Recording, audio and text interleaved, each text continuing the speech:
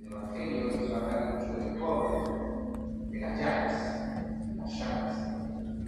como Jesús toca al pobre. Nos habla también la segunda lectura de esto, de cómo a veces hay como un elitismo. Esto pasa también a veces en la iglesia. No es lo mismo una iglesia de Ibarrio que una iglesia de San Martín. Cada vez es distinto. Lo vemos, es algo palpable. Y a veces estas cosas condicionan mucho la labor que hacemos en la iglesia. Porque yo puedo intentar hacerle mucho bien, podemos intentar, ¿no? Como comunidad, hacerle mucho bien a la gente de nuestro barrio, pero a veces podemos estar muy limitados a ciertas cosas. Económicamente podemos estar limitados. En cuanto a los laboradores podemos estar limitados. En cuanto al tiempo del juego podemos estar limitados. Entonces, muchas de estas cositas a veces nos limitan. Y un poco de estas cosas también nos habla del Evangelio. Jesús en el Evangelio, si lo leemos diariamente, cualquiera que no sea cristiano, escucha el Evangelio y dice: qué asco lo que hace Jesús. No sé si escucharon el Evangelio, lo que hace Jesús, los chicos, si estuvieron atentos, ¿qué es lo que hizo Jesús con el sordo? ¿Qué hizo Jesús con el sordo? ¿Quién se acuerda? Le metió los dedos en los oídos y con la saliva le tocó la lengua. Jesús es un poco sucio, o quien lo mira desde fuera puede decir: ¿qué hago esto? Y es que el Evangelio, vivir el Evangelio, a veces nos puede dar cierto asco. Porque yo me tengo que unir al pobre, tengo que tocar al enfermo, tengo que tocar la llaga del leproso. Jesús tocaba la llaga del leproso. San Damián de Mordocai pensaba la llaga del leproso. El santo cura Brochero tomaba mate con los leprosos. Y esto a nosotros nos puede dar mucho asco. Pero es que si no vivimos lo que dice la segunda lectura. Decía San Pablo en la segunda lectura: no habrá excepción de personas. Estar todos unidos, cada gente reunida, porque esto pasaba en la iglesia antigua, ya pasaba, que se reunían en casa, porque la iglesia se reunían en las casas, que llevaban todos a iglesia, y se reunían ahí. Y antes de la misa tenían la comida pascual. Entonces tenían la comida pascual y algunos se llevaban su comida, que era un banquete, y otros llevaban pan y agua. Entonces, unos comían súper bien y otros pasaban hambre. Y entonces dice San Pablo: esto no puede ser. ¿Cómo va a ser esto en la iglesia de Jesús? ¿Cómo vamos a vivir así como hermanos? Y a veces el mundo nos mete estas cosas en la cabeza y como que está bien. Esto es la libertad, que hoy nos propone también el mundo. Libertad. Yo soy libre de comer lo que yo quiera. Pero tu hermano está pasando hambre. Bueno, él es libre. Sí, pero tiene hambre. Sí, pero ¿qué come? Pero es que lo tiene. Pero yo no he criticado nada. No es esa la libertad que propone Jesús. La libertad que propone Jesús es la del chico que leíamos en el Evangelio también hace poco, de los 5 panes y los 2 peces. Él solo tenía eso, y nadie más impresionaba. Jesús tomó sus 5 panes y 2 peces y le dio de comer a todos. Porque ese niño no tuvo asco de compartir. Muchas veces nos pasa, ¿no? Cuando vamos viajando, vamos por la calle, vemos una persona en la estación de tren o en el metro, en el subte, perdón. Una persona de claro, ya se podemos sentirse paz. Nos pasa eso, naturalmente nos pasa. Pero como cristianos, como discípulos de Jesús, tenemos que aprender a superar ese sentimiento y a decir, este es mi hermano. Y a tocar la llaga del enfermo y a abrazar al pobre. En mi barrio, la llaga de Madrid, es un poco peculiar, ¿no? Porque no va muy distinto acá, pero mi barrio es muy peculiar porque está lleno de toxicómanos y muchos que están ya muy mal de la cabeza, ¿no? Y entonces había una chica de africano que se ponía a gritar por la plaza del barrio y a veces se levantaba, se ponía ahí y es una cámara, ¿no? Y a veces miraba cosas a la iglesia o hacía su necesidad por ahí en la cámara. Entonces, un día estábamos saliendo de la iglesia y estaba insultando a la gente de ahí y tirando piedras ahí a la reja de la iglesia. Y yo no me acuerdo cuándo fue que le pregunté su nombre y me dijo que se llamaba así. Digo, Cecilia, ¿cómo estás?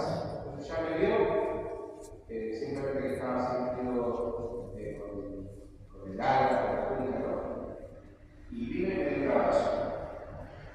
Y después me pidió la bendición. Ana me dio verdad.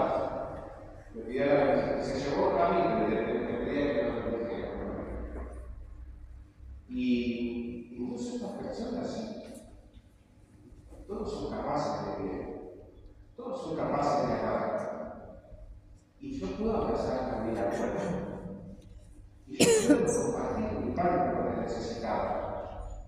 Puedo tocar las llagas del enfermo. Esto es lo que hacía Jesús. Lo demás a veces es un poco, quizás, fachada, porque a veces nos podemos llenar la boca de muchas palabras bonitas, ¿no? Y Dios es bueno y Dios es amor. Y es verdad, y esto es así. Y es misericordioso y nos perdona. Pero Él toca nuestras llagas. Él tocó las llagas de los enfermos. Él tocó a su algodón de estaba porque para los judíos de entonces todo aquello era impuro. Hoy en día entiendo, ya cada vez vemos menos niños sordos, niños mudos, vemos menos niños con síndrome de Down. Y no es porque no los haya, sino porque no lo queremos ver. Porque muchas veces ya en el hospital cuando nos dicen que viene con esta enfermedad, que viene con este síndrome, ya no te ponen la boca. ¿Te esperas? Me hicieron una ecografía. Yo conozco a esta chica que le dijeron que su bebé estaba muerto. No le habían hecho la ecografía. Me pidió que fuera yo el padrino. Tenía 6 meses. No queremos ver al pobre, al enfermo. La sociedad no quiere verlos. Jesús nos abraza, besa sus llagas, comparte su pan. Esto es, desde el punto de vista quizás físico, no más visible.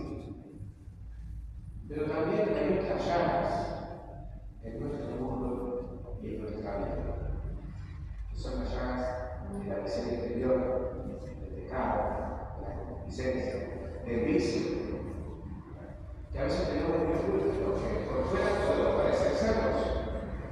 Y sin embargo, le decía Jesús a buscar por caer, y por dentro está podrido, decía Jesús. Porque están podridos por la avaricia, están podridos por la lujuria, están podridos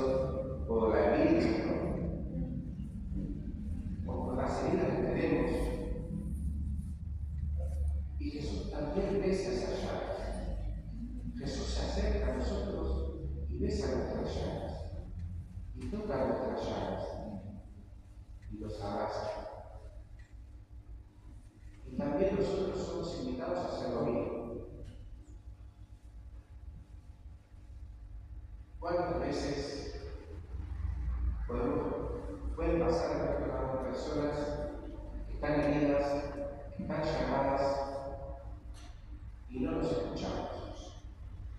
Y no nos paramos a escucharlas. Y no nos paramos a simplemente a sentarnos con ellos, a estar con ellos, a abrazarlos, a caminar con ellos. Jesús hace esto.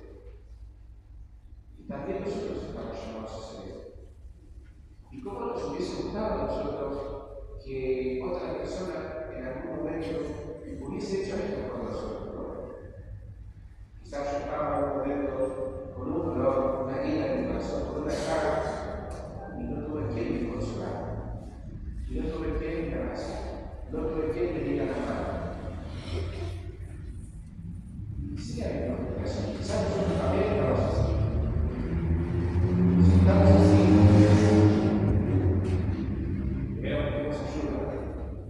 Primero pongamos nuestras llagas en el corazón de Jesús. Decía Jesús a Santa Margarita, ¿no? Mira mi corazón, herido por los pecados del mundo, y herido por el amor del mundo, por amor a los hombres. Esas llagas del corazón de Jesús son por amor a los hombres. Y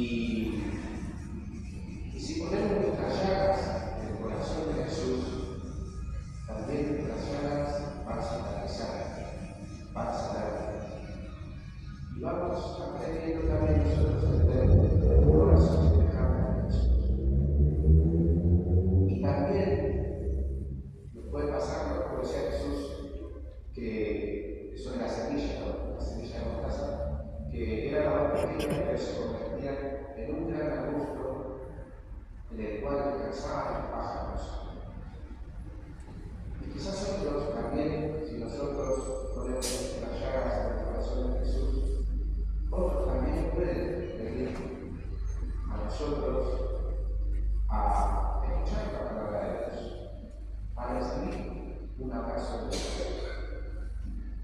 Me decía un amigo que a veces se burlaba del trabajo por qué iba a misa. Porque él iba a misa, porque era un cristiano fervoroso y tal, se le burlaba, se le reía.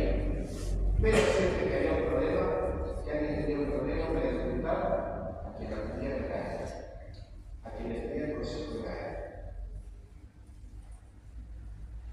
Porque sabía que él hablaba con la verdad, que él no hablaba simplemente de lo que le parecía, sino de la experiencia del perdón de Dios. Porque Jesús había tocado sus llagas. Si nosotros somos capaces de poner nuestras llagas en el corazón de Jesús y también podemos un poco acercar las manos de Jesús a los demás, entonces yo creo que con esto un poquito de que habremos hecho y un poquito de mérito para el Señor quizás ya habremos hecho. Y qué bonito sería, ¿no?, que cuando el Señor nos llame, que podamos ver a esas personas que hemos podido acercar a Jesús. Piensen qué lindo sería, ¿no?, encontrarnos en el cielo con aquellas personas a las que hemos sanado sus llagas, a las que hemos aliviado el dolor, a las que hemos acompañado en su agonía, en su miseria, como Jesús. Esto es lo que hacía la Madre Teresa. Y quizás ella sentía algo también, pero lo hacía por la amor de Jesús. Cuando le preguntaron a ella, le dijo un armonio, madre, yo esto no lo haría, casi usted no lo haría ni con $1 millón. La madre Teresa dijo, yo con $1 millón, segura que